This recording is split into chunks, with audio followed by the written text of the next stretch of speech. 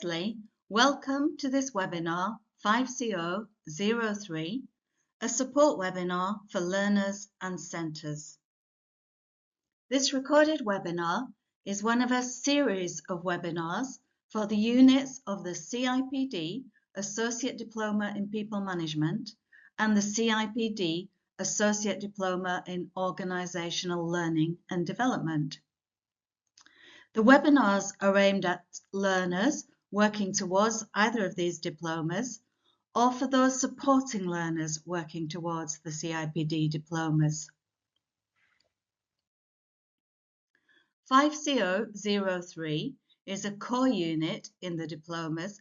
In fact, it's the third core unit, and it has the full title, Professional Behaviours and Valuing People. So what's the unit about? Well, essentially, the unit looks at the behaviours we would expect of people working in our profession, the people profession, at this level. It considers ethical principles and values and how we as individuals apply these values to our work. It also considers professionalism and what we as professionals do to develop and maintain our professional competence, ensuring we are always ready and able to fulfill the requirements of our role. Like most of the units, 5003 has several theoretical aspects, so there are plenty of opportunities for you to evidence your wider reading. But unlike most of the units, 5003 also has a rather practical and personal aspect, where it requires you as an individual to look inwards, reflect on your practice, and write about your approach to work and your behaviour generally. The assessment brief we're concerned with here is the one you're looking at there. That's the front page of the assessment brief. And as you can see, it is the brief for 5003, Professional Behaviours and Valuing People. The brief has been written to enable learners to fulfil the requirements of this unit, to meet all the ACs in the unit.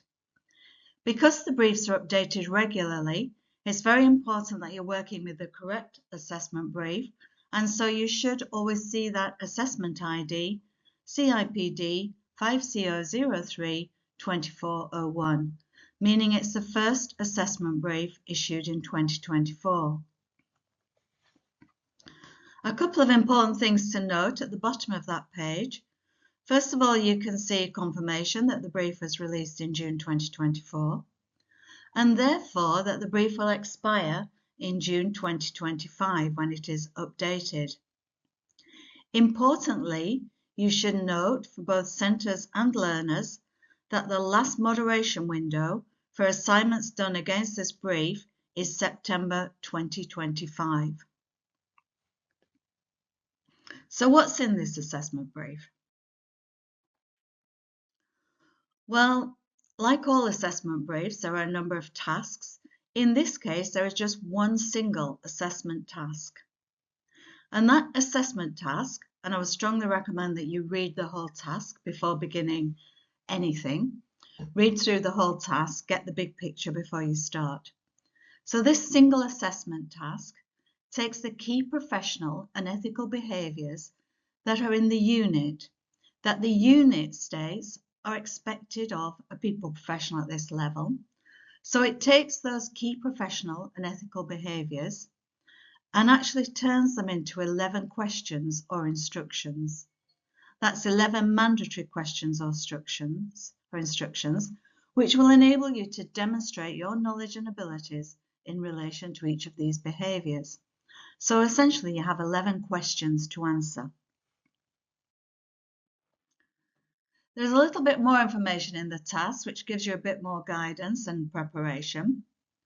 So it tells you that you should provide a mix of theoretical knowledge, practical examples, and personal reflection.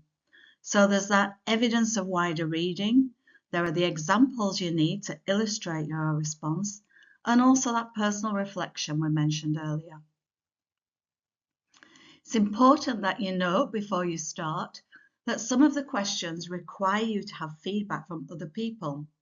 And so before you even commence this assessment, it's useful to start thinking about how you're going to get this feedback, who you are going to ask. Must be at least one person, but there can be more.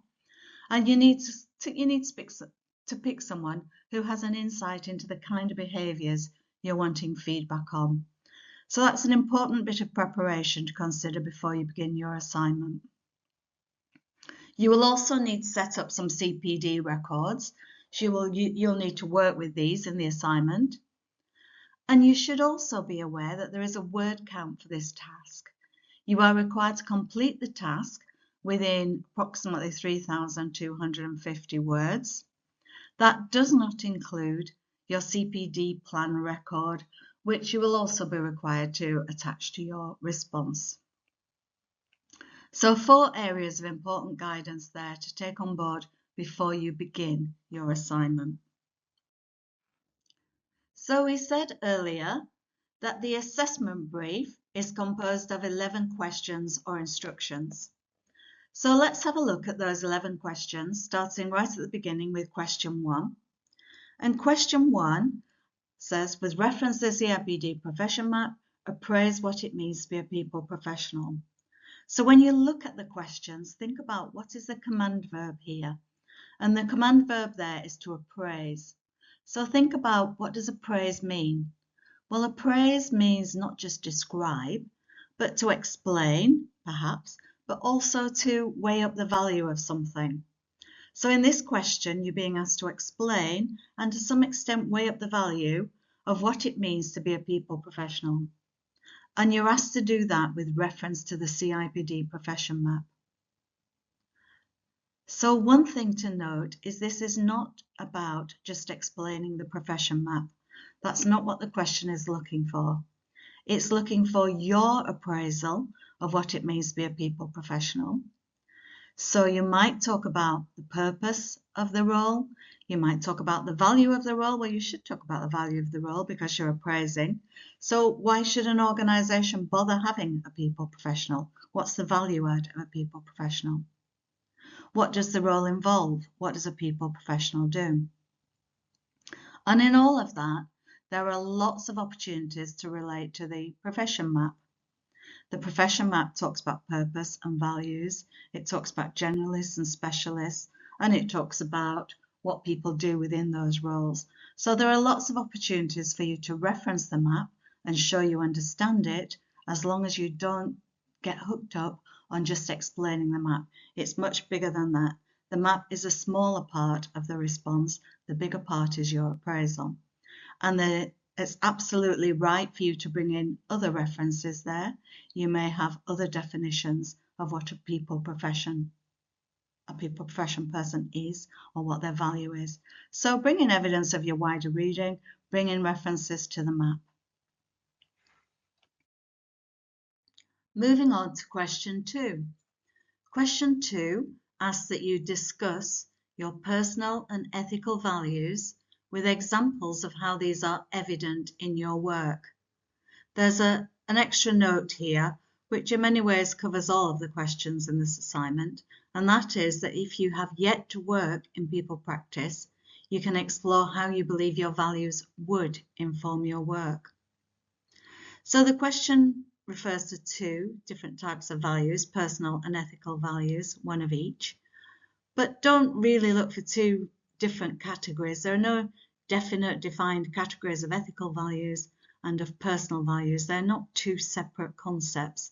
Personal values will come from ethical values, and there will be huge overlap in these 2 things.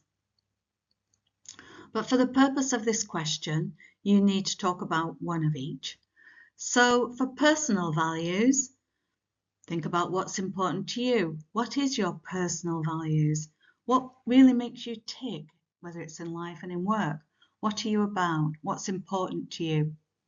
And how does this value actually show up in your work, or would it show up in your work?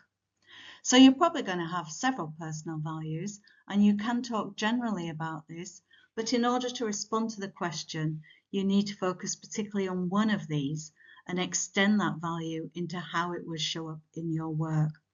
So it might be about integrity, it might be about being inclusive, it might be about doing a good job, it might be about always honouring your commitments, it might be about being fair, it might be all kinds of things, but you must think about what your personal values are and write about those, and one of them in particular, extending it into how it will show up in your work. For the second part of this question, you need to also consider ethical values, and this is a great place to bring in your wider reading. You can talk about ethical theorists, of which there are many, ethical theories, ethical models. You can bring these in, but also consider what ethical values do you particularly relate to? What's important to you in terms of ethics? Is it about honesty, fairness, respect? What is it about for you? What do ethics mean to you? And again, focus on one ethical value and how that does or would show up in your work. What evidence is there or would there be of this? How would it show up? And as we've mentioned, bring in that academic writing here. It's a great question to bring in evidence of your wider reading. Let's look at question 3 now. So question 3 asks you to discuss, that's the command verb, to discuss the importance of people professionals contributing to discussions in an informed, clear and confident way to influence others, and the consequences of people practitioners not being willing or able to influence others. So this is an important question, an important idea and concept around people professionals. And if you've talked around the value of people professionals in that earlier question, this should in many ways follow on from that. So this is about the importance of people professionals needing to influence others and how their communication should be in order to be influential. So first of all, you need to think about why it's important that people professionals can influence others. And what about their communication? Why does it need to be informed? What if it's not informed? Why, if we're going to influence people, does our communication need to be informed? Why do we need to be clear in what we're saying?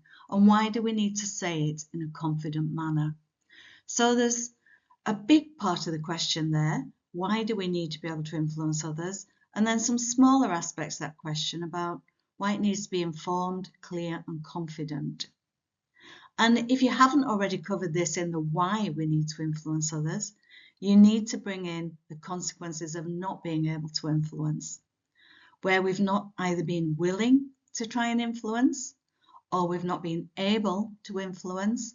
What may have been the consequences of that?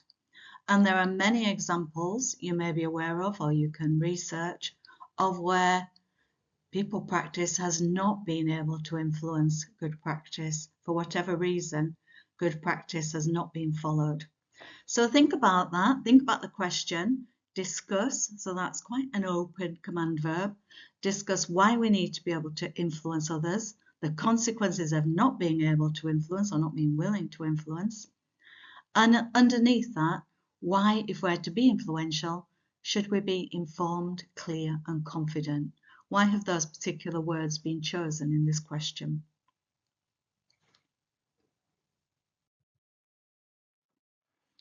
Question 4. So we're now looking at when and how you would react to both unethical and illegal matters. So there's the when and how there. There's two parts to that, and there's also two parts in terms of unethical matters and illegal matters. So for this question, I would take each of those matters. So unethical, so that might be something that's not necessarily legal, but something that you consider to be unethical. So it might be about cheating or behaving in a way that you don't think is correct, something that you feel is unethical. And the other matter, as such, is something that's illegal. So where you see or are aware of something that is actually against the law. So where somebody is, you believe, breaking the law. So to illustrate both of those things, the when would really be an example. So in each case, you need to give an example of what would cause you to take action. So what would cause you to take action? What would be an unethical matter? And what will you do consider to be an illegal matter? Give examples. And in each case, how you would react. So if you were aware of somebody behaving in a way you considered ethical, what would you do? How would you react? Give an example. It may be something that's already happened, which would be great that you can talk about. And if not, it's a hypothetical example. What could it be and how would you react? And the same with illegal. If you were aware of somebody behaving in a way that was illegal, how would you react to that? What would you do? So again, give an example. Again, it may be a real example, but if not, it can be a hypothetical example. Give an example of what could happen that would be illegal and how you would respond to that.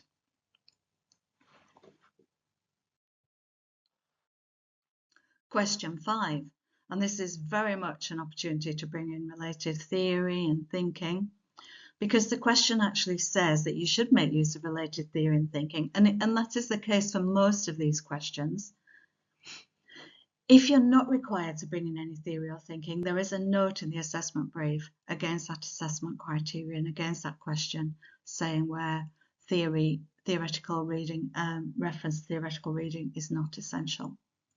But certainly here, in question 5, it says make use of related theory and thinking to argue the human and business benefits of people feeling included, valued, and fairly treated at work. So your argument should pose different perspectives as well as your own.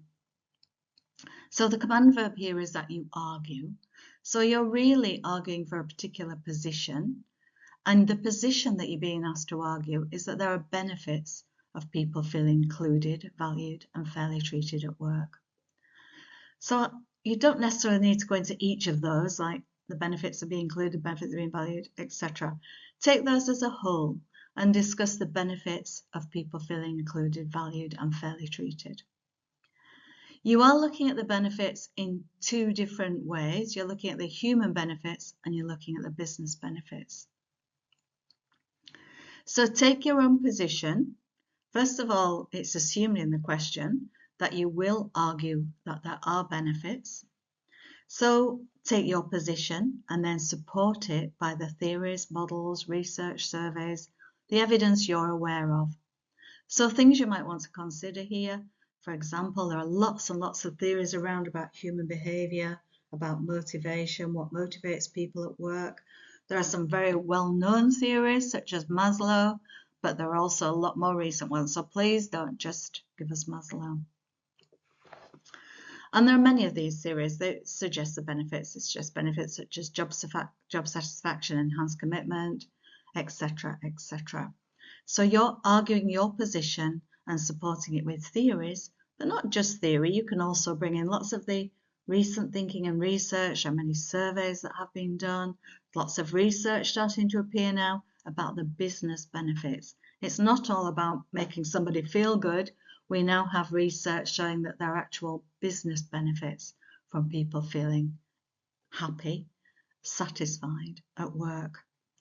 So this is all about your reading, your research. This is an excellent place for you to give a really well-rounded response to the question.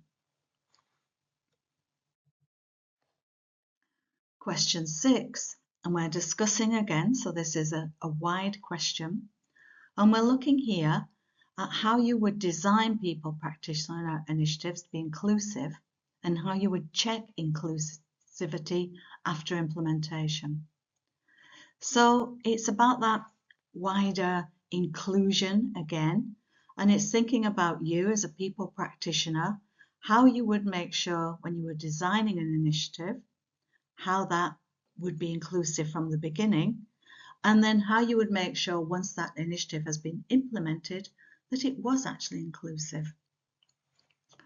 So where we say initiative here, that doesn't have to be anything huge. It might be about a system you're introducing, a policy that's being introduced, could be a training event you're having. It could be anything. It could be just an update to something, or it might be something that you have done, or it might be a hypothetical example. If you haven't done anything along with this, think about what you would do if you were implementing a new policy or system or training event or recruitment event, etc., etc. How would you, so think about right at the beginning, what would you do at the design stage? How would you make sure that all relevant views were taken into account? How would you make sure that it was widely explored? That this wasn't just you thinking, this is how this thing should be, this initiative should be, but you're looking at all stakeholders and what their needs are. And then once an initiative is implemented, has it done what you intended? So it might be about, is it reaching all the people that were intended? You might have implemented a great initiative, even hypothetically, but how would you tell that it has reached the people that it was aimed at? How would you make sure that it was actually effective for all? It could be a great initiative, but no one's really engaging with it. How would you know that? So give examples of, it can be one initiative that you take all the way through, how you would look at it at the design stage and how you would check it at the post-implementation stage.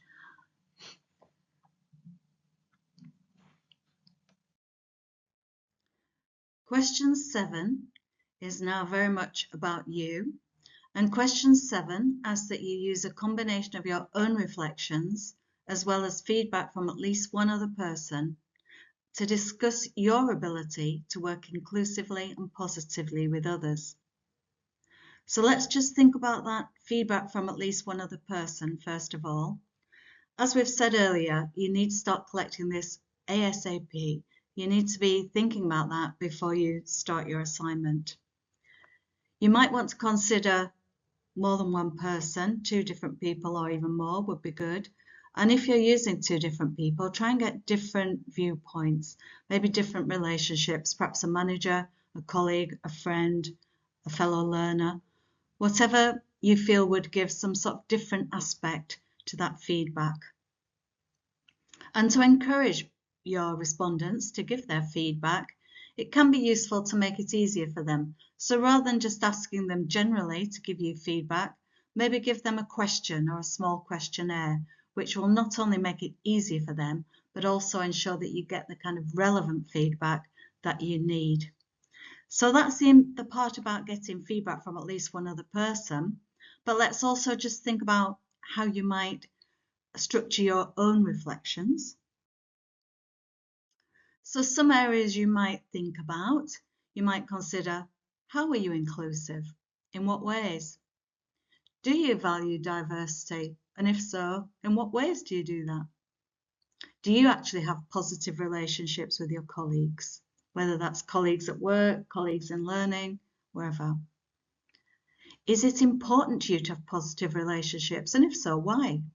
Do you want positive relationships with the people around you? And how does this fit in with your personality? Are you someone who's very introverted, or maybe very extroverted, or maybe somewhere in between? And how is the way you relate to others reflective of your personality? You might also come up with any behaviours or skills in this kind of area that you would like to develop or simply enhance. So quite a few things to think about there in terms of your own reflections, and some of those points might actually inform the kind of questionnaire you give to the people you want to provide feedback. Question 8 now, we're moving slightly away from you, but we're talking about the people practitioner role a bit more generally. And we're looking at how is the role evolving. So lots of ways it's evolving here. And you can look generally at the role, you can take a generalist view of the role, or you could look at a specific role, a specialist role, L&D, reward, etc. You can, if you want, take your own role. Why not? You know that role better than anyone. So then look at how that role is evolving. So that's not just about how it has evolved, It's about how it is evolving. So what's happening to the role? What's changing? What's coming up in the future? What changes are going to affect the way that role is carried out? So that's one part of the question. How is the people practitioner role, however you define it, evolving? But the second part of this question, and it's really important that you cover both, is that you then support your response by showing that you're preparing for these oncoming changes. So you will also need to have entries in your CPD plan which reflect your awareness of how the role is changing. So your CPD plan comes up again in a later question, but within that plan, we want to see that you are preparing for the changes that are happening or coming along. These might be to do with knowledge, skills, qualifications, behaviours, whatever. So along with explaining and thinking about how that PP role is evolving, remember that you should also have entries in your CPD plan. And as I say, it's coming up again later. So kind of hang on to that thought and make sure that you do ultimately have entries in your CPD plan which relate to question 8.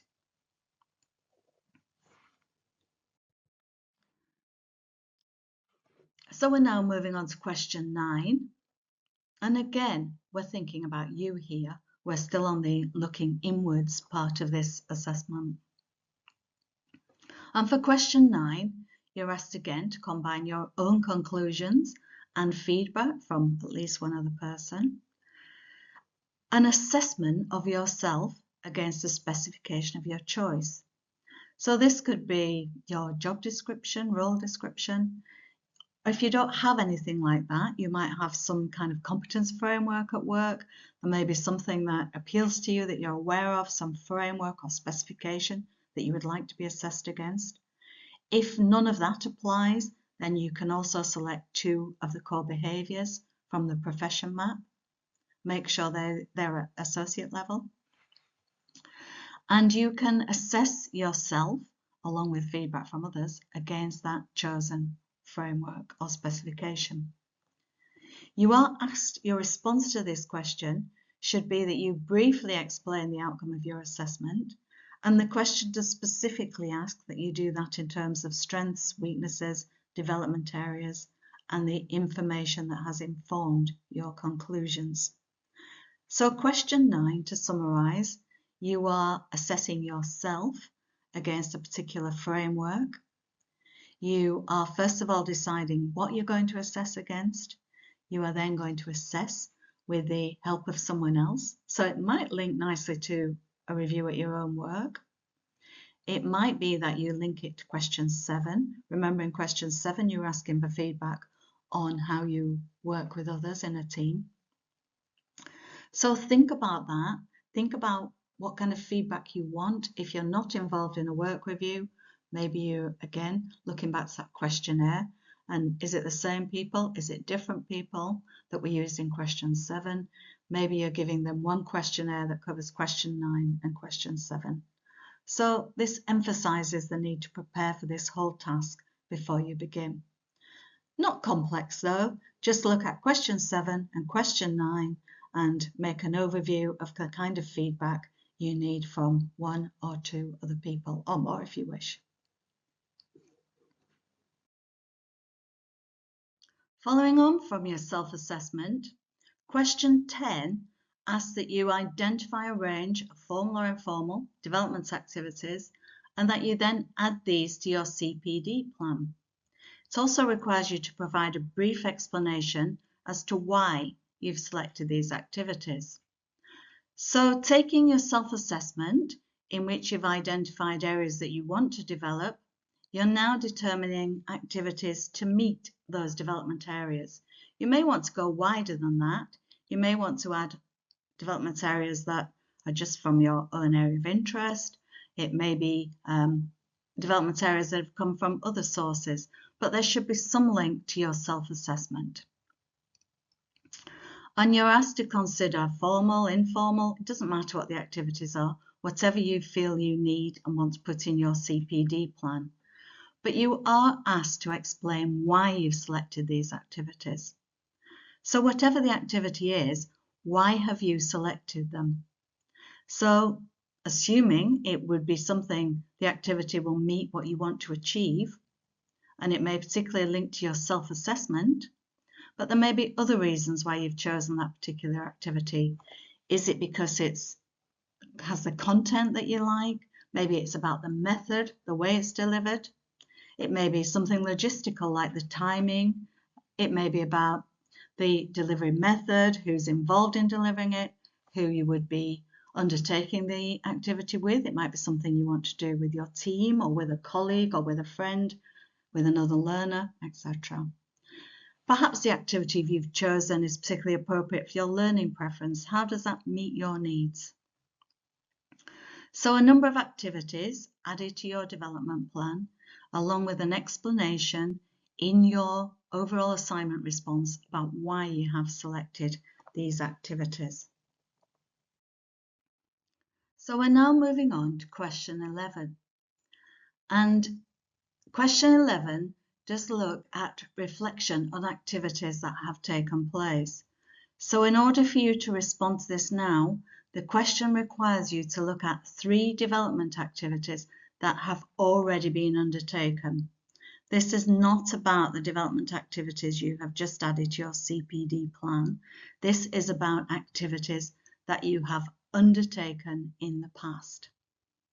And you're asked to reflect on 3 development activities already undertaken that have had an impact on your work behaviour or performance, explaining how they have impacted you. So let's just unpick that. So again, we're looking for 3 activities. These are activities that you have already undertaken. We're moving to a retrospective stance here, so you can answer this question immediately. It's not about waiting for anything you've planned in this assignment to take place. We're becoming retrospective at this point. And particularly in this question, you're asked to think about the impact the activity has had on you. And we'll come back to that in the next slide. But just to say that the answer to this response is presented within your CPD record.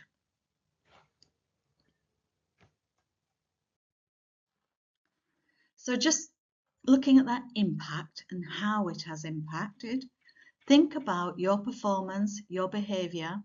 How has some development activity, whether it's formal, informal, whatever, how has that development activity impacted your behaviour or performance? So, for example, have you gained a greater understanding about something? Have you gained more knowledge, new skills?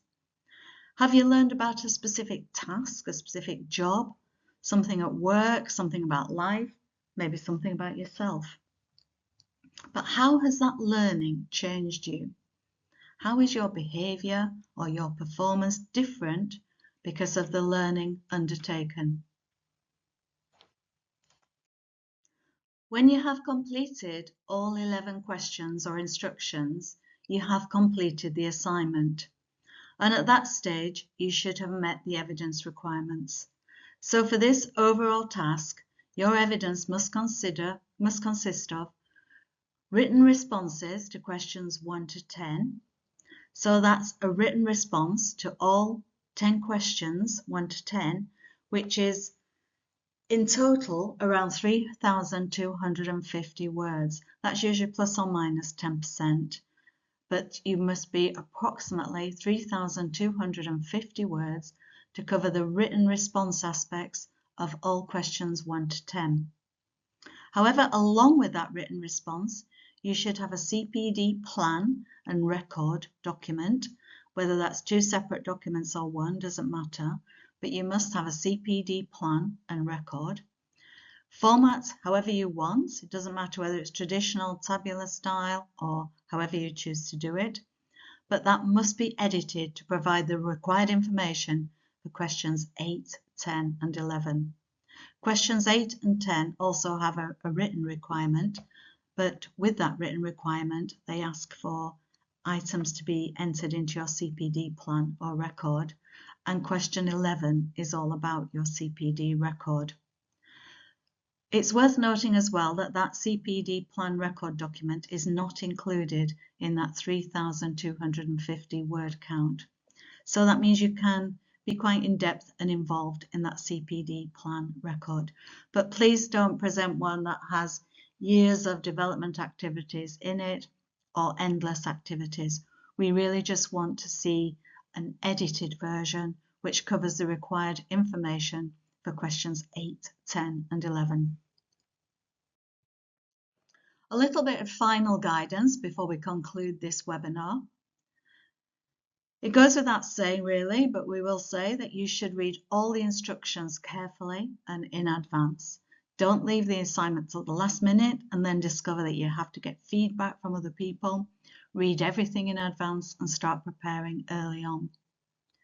When you answer the questions, make sure you respond clearly and directly to the question.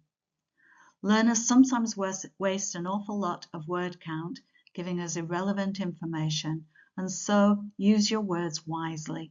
Think about what the question is asking for and respond clearly and directly to that question. It's also important that it's obvious to your assessor which question you're answering, so make clear links and signposting of your responses to the question. There's a couple of examples here. For example, you could give the whole question as a subheading. If you find that is a bit heavy on word count, you might choose to just do a redacted version, as in the second example there, where there's just a redaction of the question. Either way is fine. Do what's best for you. If nothing else, you must always make sure that you have shown which AC you are responding to. All the questions have the AC, the assessment criteria reference, at the end of the question, and so make sure you show that when you're responding to a question. Finally, don't forget your evidence of wider academic reading. This is really important at this level, and almost all the questions in your assignment brief would benefit and require some academic reading, evidence of academic reading, so some reference to things you've read. There are one or two assessment criteria that don't require academic referencing, but that doesn't mean you can't include them, but you won't be penalised. You wouldn't be referred for not including them. However, where evidence is required, you would be penalised for not including them. So be careful there. Make sure you are including reference to academic reading where it is required. Finally, I think we've already had a finally, but finally, make sure you comply with all the evidence and word count requirements. So be aware of what evidence should finally be submitted and what the final word count should be. These are clearly stated on the assessment brief, and we've also covered them in the above slides. When you have completed all the 11 questions and you've met the evidence requirements, then it's just a few admin things to do. So make sure your assignment includes your name and learner number. Make sure you've proofread your assignment. You're not penalised for many grammatical errors, but make it readable, make it legible, make it impressive. Check that you've given a clear layout. Is it clear to your tutor and assessor what you are responding to and where? Have you included those assessment criteria references? Check that you've met that word count, and above all, submit your assignment on time. It's pointless doing a fabulous assignment if you then miss the submission date. So you have now reached the end of this webinar. So it's worth noting that there are recorded webinars for the other units in the associate diplomas.